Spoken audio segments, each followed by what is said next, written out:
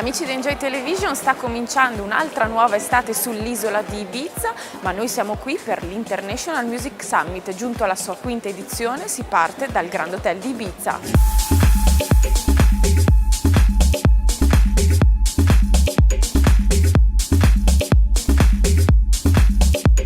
Abbiamo incontrato il DJ inglese Tong, organizzatore dell'International Music Summit. Ma l'isola di Ibiza per lui cosa rappresenta? The island of Ibiza to me is, it means so many things. It's been a huge influence on my career, huge inspiration, and made a lot of friends here, and got to enjoy it for the natural side of the island as well. So it's a big part of my life.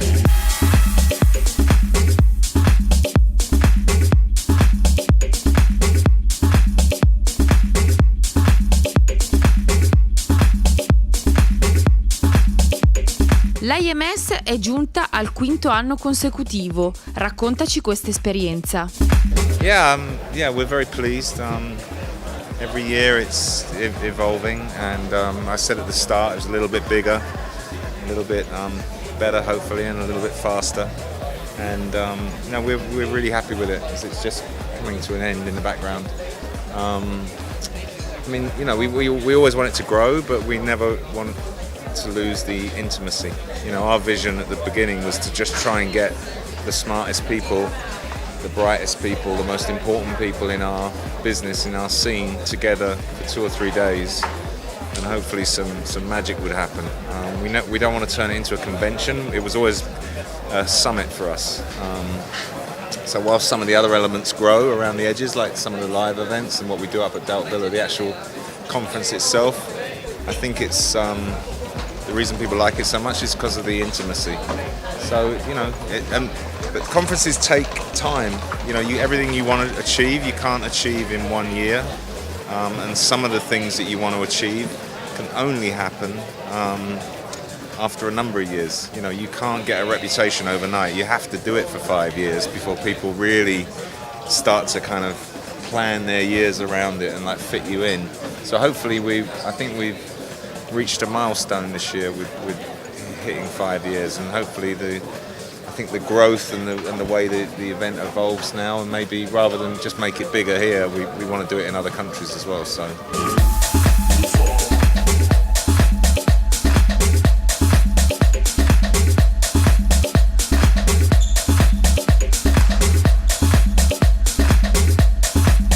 In questa edizione ci sono nuovi ospiti, tra cui il produttore Giorgio Moroder. Yeah, it's amazing. What can I say? We're always trying to find those characters. It just so happened this year that, after reading Niall's book, I feel like he's always been one of my heroes. He's always been involved in my life, really, from the very start of DJing. His were the records I was playing, and I don't know. Funny enough, we have mutual friends as well, but we've never met. And then I read his book at the end of last year, and it really moved me. I thought it was one of the most best books I've ever read on music. And he was on Twitter, and I tweeted him, and he tweeted me back. So that's how we started to get together.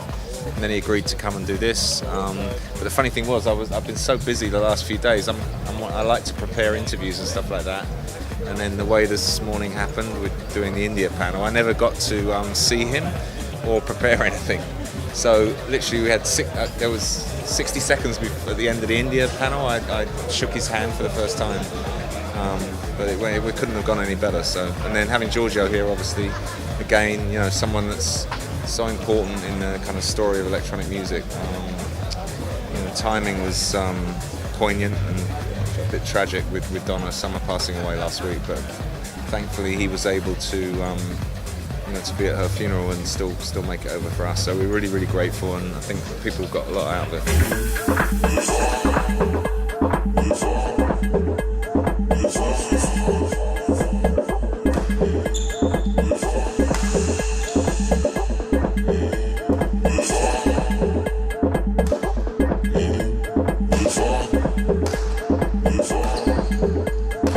Si apre una nuova stagione sull'isola di Ibiza e torna il tuo venerdì al Pachá.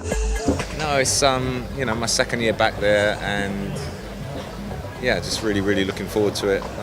It's always a bit crazy, like going through 3 or 4 days of this and then straight into the night. I've also got my radio show to do. I've got to play at Doubt Villa, then go and do Radio 1, and then straight into Pasha. So no, really looking forward to it.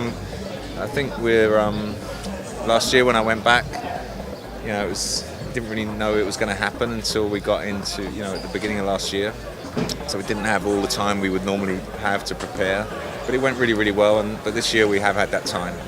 So I'm really pleased with the lineup. It's a very eclectic lineup, a little bit like my radio show from Calvin Harris and Axwell and Sevin Grosso at one extreme, and then we've got Jamie Jones and Seth Troxler playing together, Reboot, Laurent Garnier back, Groove Armada, Eats Everything, Maya Jane Cole. It's incredible, so I'm really happy. There's not many people we didn't get this year.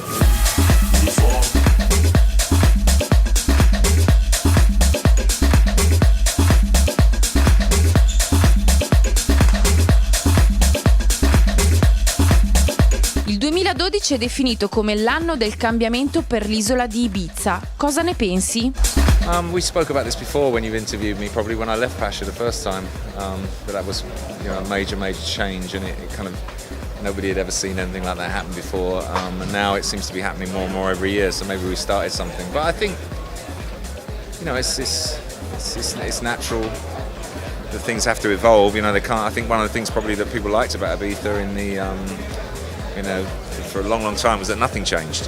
People like that thing. They go on holiday, they go out there, and they always know that Eric Murillo's on Wednesday and Sven Bath's on Monday, and Space is always Sunday. And so I suppose that's the way Ibiza people grew up with Ibiza. And in the last few years, things have started to shuffle around and change. So it's going to happen. It's going to happen. It just seems a lot of it has happened this summer, for sure, with Richie going to Space and Jamie starting his own night, and Marco Carola starting a Friday. I mean, we'll see. And I think the thing it's just also the explosion of the daytime part is to see. We'd be interested to see if people have the energy for all day and all night. So, or the money.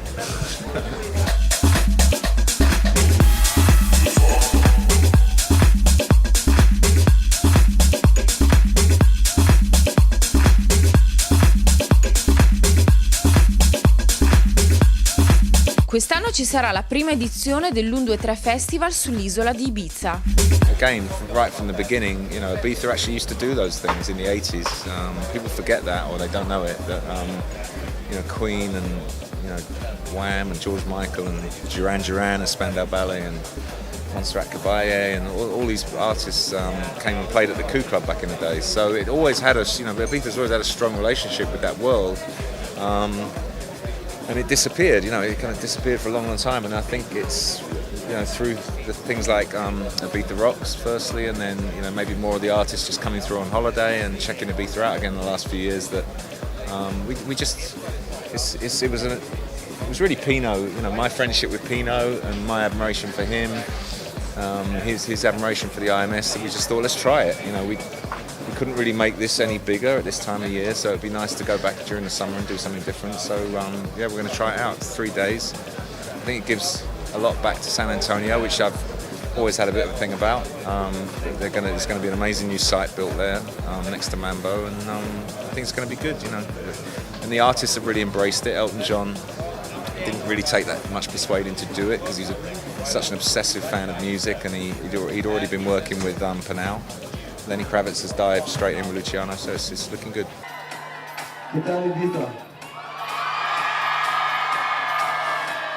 I cannot believe they already Ibiza season. It's so good to be back. And I hope that you're ready for some fucking famous beats. If you're ready to party some more, let me see your hands in the air.